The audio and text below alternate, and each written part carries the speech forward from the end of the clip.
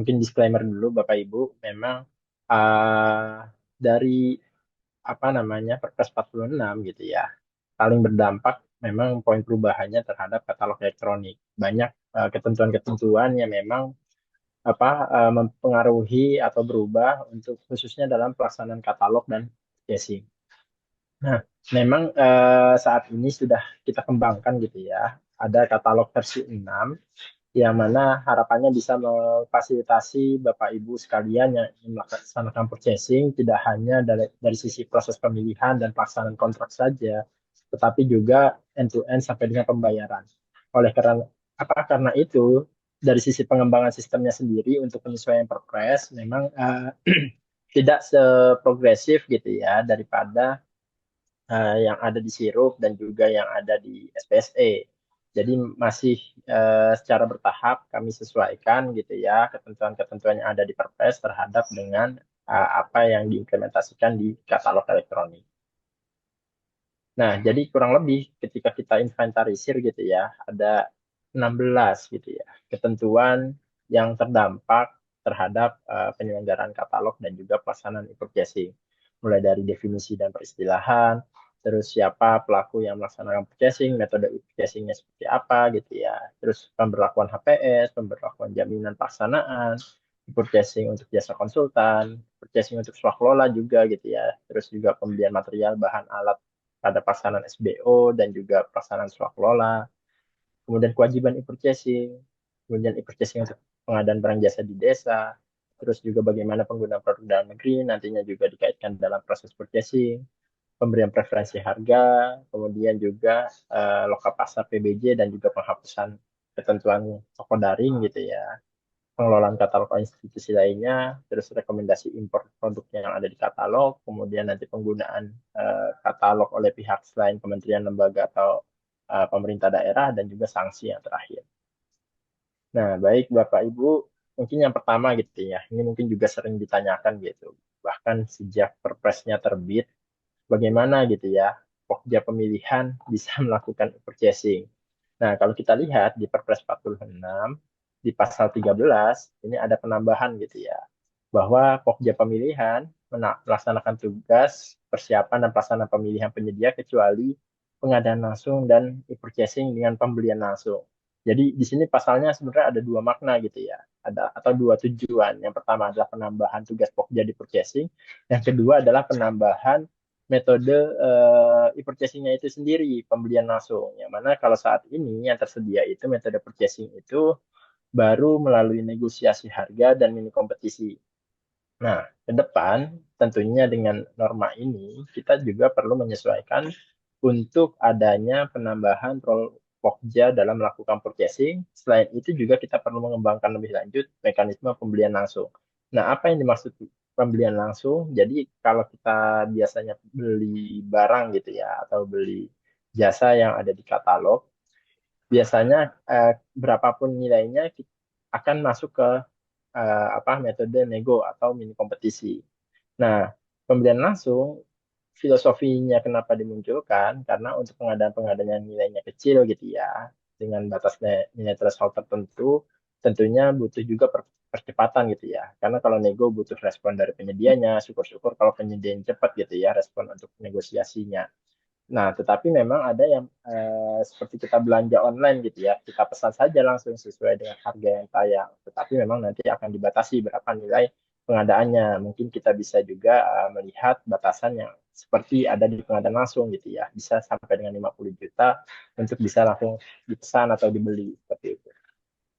Nah, untuk pelaku pengadaan atau pelaku e-purchasing sendiri gitu ya, dengan munculnya Pokja pemilihan, ini juga kita sedang rumuskan gitu ya. Karena kalau pejabat pengadaan dan PPK itu diatur berdasarkan nilai threshold gitu ya. Lalu pokja pemilihan ini diatur berdasarkan metode gitu ya. Nanti irisannya seperti apa itu juga akan kita atur lebih lanjut di dalam konsep perancangan peraturan LKPP sebagai revisi peraturan LKPP nomor 9 tahun 2021. Tapi kurang lebih secara konsep nanti untuk pembelian langsung tentunya oleh pejabat pengadaan sampai dengan batas nilai threshold tertentu. negosiasi ini bisa dilakukan pejabat pengadaan sampai dengan 200 juta, PPK untuk di atas 200 juta, dan ya pemilihan juga tentunya bisa gitu ya, karena normanya bunyinya selain pembelian langsung, sehingga negosiasi masih ya, dimungkinkan juga oleh pokja pemilihan, tergantung nanti karakteristik dari pasar barang jasa tersebut. Begitu juga mini kompetisi.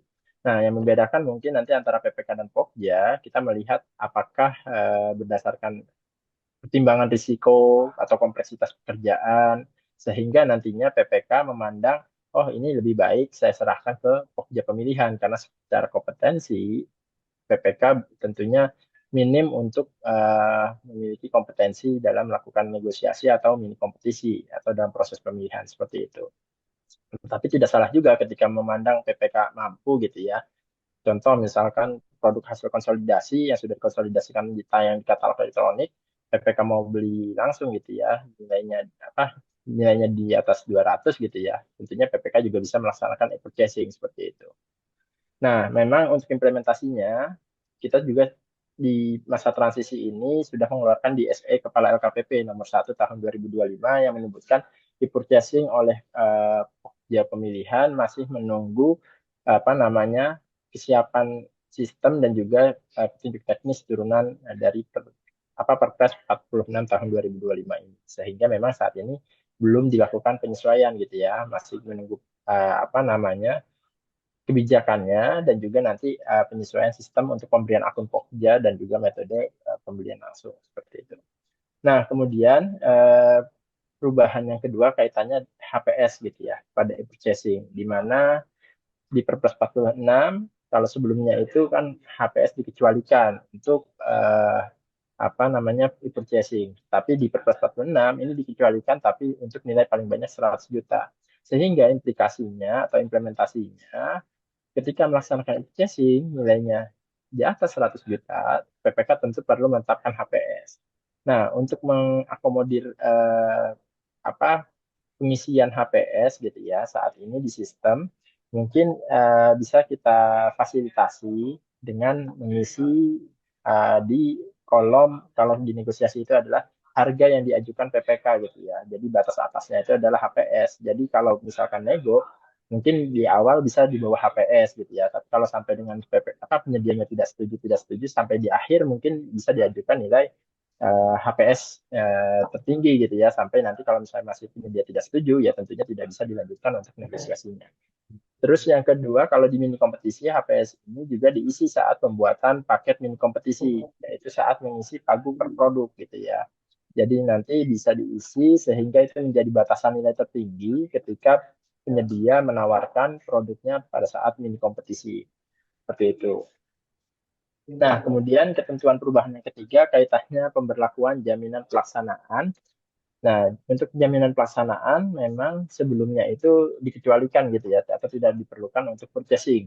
Tetapi di Perpres 46 ini, jaminan pelaksanaan itu menjadi diperlukan gitu ya. Norma untuk apa tidak diperlukannya itu dihapus. Sehingga untuk yang nilainya di atas 200 juta untuk pengadaan barang, pekerjaan konstruksi, jasa lainnya, ini juga perlu memerlukan jaminan pelaksanaan.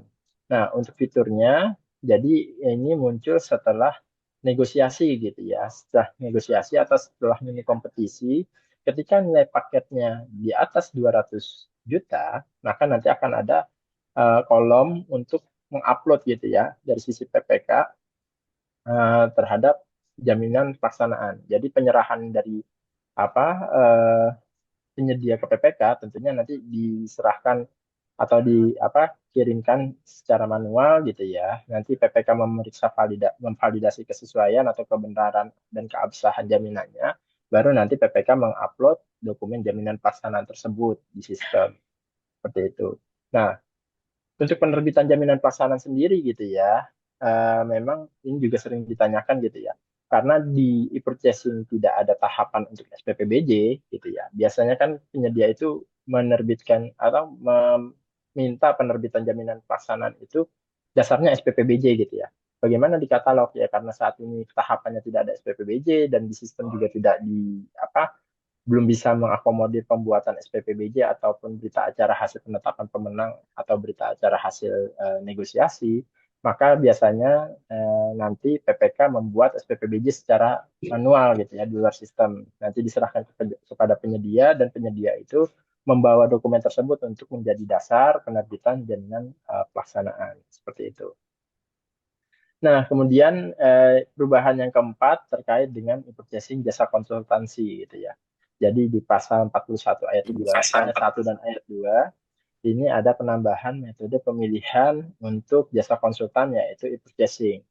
Nah, tidak hanya konsultan perorangan, konsultan badan usaha pun juga bisa dilakukan purchasing.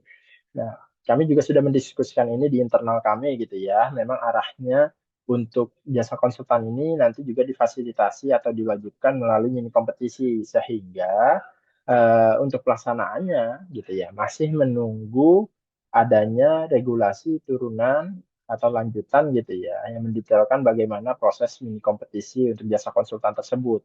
Dan juga saat ini belum ada gitu ya kategori untuk jasa konsultan sehingga kalau ada yang sudah tayang di katalog gitu ya bisa dipastikan bahwa produk tersebut merupakan produk salah kamar atau tidak di apa namanya ya produk yang bukan seharusnya tayang seperti itu karena masih untuk konsultan ini masih menunggu aturan lebih lanjut terus juga kategorinya tersedia dan juga fitur-fiturnya sudah ada di dalam katalog elektronik seperti itu. Nah, kemudian untuk swaklola gitu ya, eh, melalui purchasing. Nah, untuk di Perpres itu dimungkinkan pelaksanaan swaklola tipe 1, tipe 2, tipe 3 dapat dilakukan melalui purchasing. Nah, filosofi mengapa ini terbit gitu ya. Jadi setelah kita pelajari di OSS gitu ya, dimungkinkan baik itu BLU, BLUD, PTN, bahkan yayasan atau perkumpulan gitu ya, yang notabene sebagai ormas, mereka bisa juga mendapatkan NIB gitu ya, nomor induk berusaha dari OSS. Nah, sedangkan kita tahu juga syarat untuk berjualan atau menayangkan produk di katalog, ya tentunya punya NIB dan nanti penyesuaian KBLI terhadap kategori yang ingin ditayangkan produknya. Oleh karena itu, BLU, BLUD, atau PTN ketika dia sudah punya layanan atau output yang merupakan tarif PNBP atau layanan telah ditetapkan gitu ya. Bisa saja nanti kalau ada kategorinya mereka bisa menjadi penjual gitu di dalam katalog elektronik. Begitu juga ormas gitu ya. Di tipe 3 juga kalau misalkan ada kategorinya dan mereka sudah punya NIB dengan KBRI yang sesuai, tentunya mereka bisa melakukan penayangan produk. Sehingga nanti kementerian, lembaga, atau pemerintah daerah gitu ya, pembeli ketika ada kebutuhan tersebut yang disediakan oleh entitas yang sebenarnya masuk ke dalam ranah swakelola bisa dilakukan melalui purchasing seperti itu. Nah, untuk pelaksanaannya sebenarnya akunnya pun sudah bisa gitu ya. Baik itu BLU, BLUD, PTN ataupun ormas ketika dia sudah punya NIB bisa melakukan menjual atau menayangkan produknya di katalog seperti itu. Nah, kemudian untuk selanjutnya kaitannya pembelian material, bahan, alat untuk supply by owner dan pelaksanaan swakelola melalui purchasing. Jadi mungkin tadi sudah disampaikan oleh Mas Iqbal di awal gitu ya. Dari sisi sirup sudah difasilitasi gitu ya untuk memisahkan mana paket-paket yang akan dilakukan SBO gitu ya, mana yang akan dilakukan biasanya, mana materialnya sehingga nanti untuk material, bahan dan alat yang akan dilakukan SBO tentunya bisa saja nanti dilakukan melalui purchasing gitu ya. Nah, eksekutornya tentunya kalau SBO ya yang melakukan purchasing nanti bisa PP, bisa PPK atau Pokja nanti sesuai tugas dan kewenangannya. Nah, terus untuk yang pembelian material bahan alat untuk swakelola melalui purchasing, ini kita perlu melihat lagi gitu ya. Berarti nanti akan ada pemberian akun kepada pelaksana swakelola. Kalau memang di dalam kontrak swakelolanya juga sudah include terhadap pembelian bahan, material, dan alat tersebut. Tetapi kalau memang dari awal sudah dipisahkan gitu ya antara jasa yang akan diswakelolakan dengan pembelian bahan, material, atau alat gitu ya oleh PPK-nya, tentunya nanti untuk pembelian bahan material alat melalui purchasing-nya dilakukan oleh PP, PPK, atau Pokja pemilihan sesuai dengan tugas dan kewenangannya. Nah, memang untuk pemberian akun terhadap pelaksana swaklola ini masih menunggu fitur tersedia gitu ya di SPSE seperti itu. Karena nanti juga perlu ada pengaturan lebih lanjut khususnya di aturan peraturan LKPP terkait swaklola, role apa yang perlu diberikan kepada apa namanya pelaksana swaklola tadi untuk melakukan pembelian di katalog. Nah, kemudian ini juga kewajiban e-purchasing gitu ya di pasal 51. Mungkin ini bukan dampak terhadap pengembangan sistem, lebih kepada dampaknya ke penggunaan sistem e-purchasingnya gitu ya. Kalau sekarang gitu ya, sifatnya e-purchasing itu wajib ketika barang jasa yang kita butuhkan tersedia dalam katalog elektronik. Tetapi walaupun itu wajib gitu ya, ketika kalau misalkan barang yang nggak ada, tentunya kewajibannya tidak bisa dilaksanakan. Kalaupun ada, masih kita bisa kecualikan sepanjang kita memiliki justifikasi gitu ya. PPK-nya membuat semacam justifikasi terhadap dua atau salah satu dari poin pengecualian ini, yaitu bahwa barang jasa di katalog tidak dapat memenuhi kebutuhan dari aspek volume, spesifikasi teknis, waktu, lokasi, dan atau layanan. Jadi kalau volumenya ternyata barangnya ada, volumenya kurang gitu ya, dari kebutuhan, ya sebenarnya bisa saja nanti dicari di luar katalog gitu ya. Atau spesifikasi teknisnya berbeda gitu ya, kebutuhan kita untuk apa namanya ngoding gitu ya. Ternyata barang yang ada di katalog baru hanya administrasi perkantoran sehingga belum tersedia. Nah, itu bisa saja nanti apa namanya dikecualikan atau misalkan waktunya tidak disanggupi gitu ya oleh penyedia katalog atau lokasinya tidak terjangkau ya silahkan saja gitu ya dibuat justifikasinya atau layanannya belum tersedia. Nah, atau ketika misalkan hasil analisa pasar gitu ya atau berdasarkan justifikasi teknis PPK mempertimbangkan bahwa metode pemilihan selain purchasing ternyata lebih efisien atau efektif jika dilaksanakan dengan metode selain purchasing. Nah, jadi ini bisa menjadi dasar gitu ya. Jadi contoh misalkan harga di luar katalog ternyata jauh lebih murah daripada yang ada di dalam katalog. Bagaimana caranya kita melakukan pembelian purchasing? Jadi bisa saja kita minta penyedia yang di luar sana gitu ya, yang lebih murah dari harga katalog, bisa saja minta mereka untuk masuk ke dalam katalog sehingga kita bisa mempricing penyedia tersebut. Atau ketika misalkan dalam proses itu ada kendala sehingga penyedianya tidak bisa masuk ke dalam katalog gitu ya. Bisa saja kita mengambil referensi harga atau harga yang disediakan penyedia itu sebagai dasar kita nanti melakukan negosiasi atau HPS untuk mini kompetisi di katalog seperti itu. Kalau itu juga masih tidak memungkinkan gitu ya, ya sudah justifikasi berdasarkan poin B ini ya kita lakukan di luar katalog elektronik. Seperti itu juga memungkinkan seperti itu. Nah, kemudian perubahannya selanjutnya kaitannya e-purchasing untuk PBJ desa. Memang ini kami masih diskusikan dengan teman-teman di kebijakan khusus gitu ya. Yang mana kalau secara prinsipnya PBJ desa itu mengutamakan penyedia yang ada di desa setempat dan juga pengguna material yang ada di desa.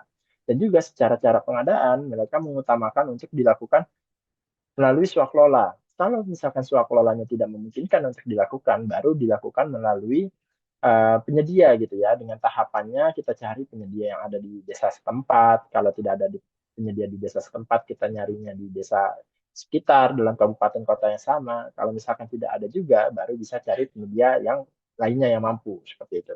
Nah, diarahkan juga untuk proses melalui penyedia melalui e-purchasing.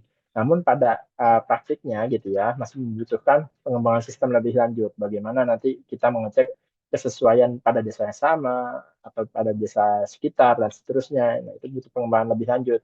Misalnya melalui implementasi kode desa dan seterusnya gitu ya. Sehingga memang di Perpres juga diberikan relaksasi gitu ya bahwa pelaksanaan purchasing untuk PBJ desa ini nanti masih diberikan waktu 2 tahun sejak Perpres diterbitkan. Jadi masih diberikan relaksasi untuk pengembangan sistemnya selama 2 tahun sejak Perpres diterbitkan seperti itu.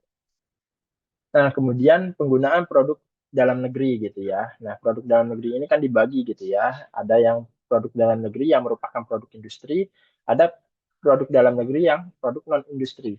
Nah, untuk produk dalam negeri yang merupakan produk industri ini dibagi-bagi lagi menjadi layer-layer gitu ya. Layer yang pertama kalau nilai TKDN plus BMP 40% atau lebih, maka pakainya TKDN di atas 25%. Nah, layer yang kedua TKDN plus BMP-nya di bawah 40%, tapi nilai TKDN-nya di atas 25% gitu ya, maka pakainya juga nilai TKDN yang di atas 25%. Kalau nggak ada juga, kita pakainya PDN yang punya TKDN di bawah 25%.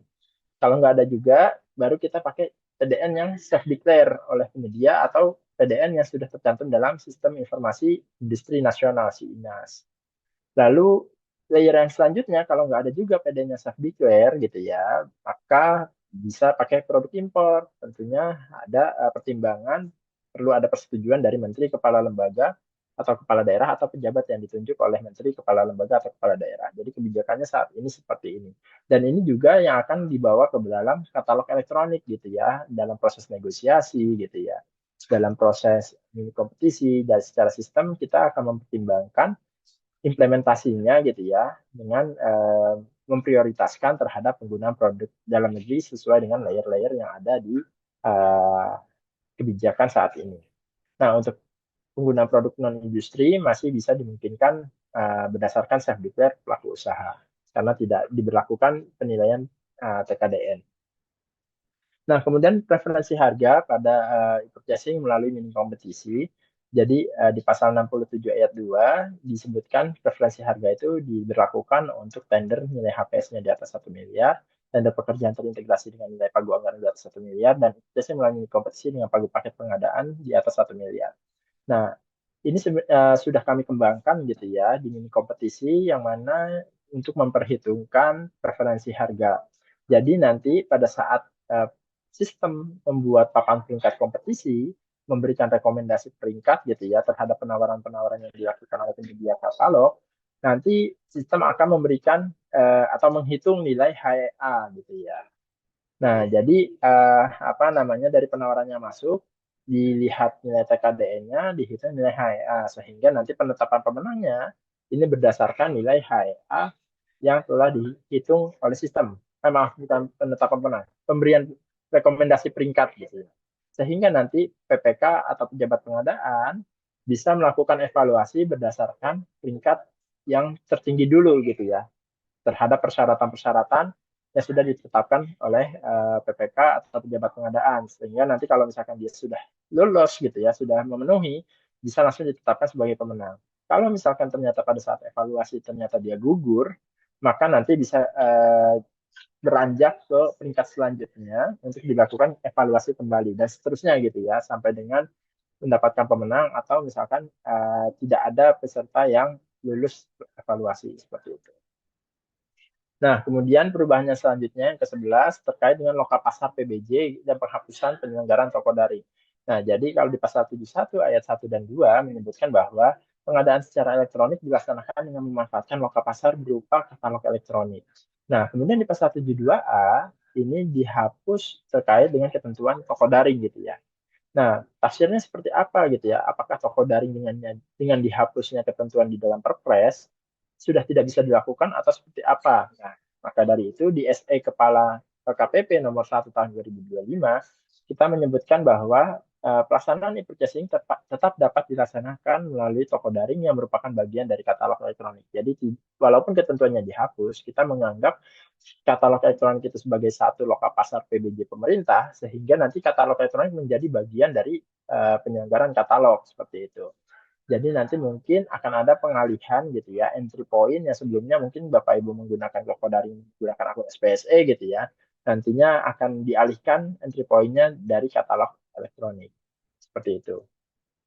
Nah, kemudian pengelolaan katalog oleh institusi lainnya, ini sebelumnya kan pengelolaan katalog itu kita kenal menjadi ada 3 gitu ya, ada pengelolaan secara nasional oleh LKPP, pengelolaan secara sektoral oleh Kementerian Lembaga sektornya gitu ya, atau pengelolaan katalog secara lokal oleh pemerintah daerah gitu. Nah, dengan adanya penambahan bahwa institusi lainnya juga bisa mengelola, ini akan kita detailkan di dalam peraturan LKPP-nya gitu ya. Nanti bentuk pengelolaannya seperti apa? Apakah seperti sektoral gitu ya, pengelolaannya juga memungkinkan untuk terhadap kategori produk atau hanya terbatas pada koleksi produk seperti katalog yang dikelola secara lokal oleh Pemda seperti itu. Nanti ini masih dalam pembahasan Bapak Ibu, semoga bisa difinalkan dalam waktu dekat seperti itu.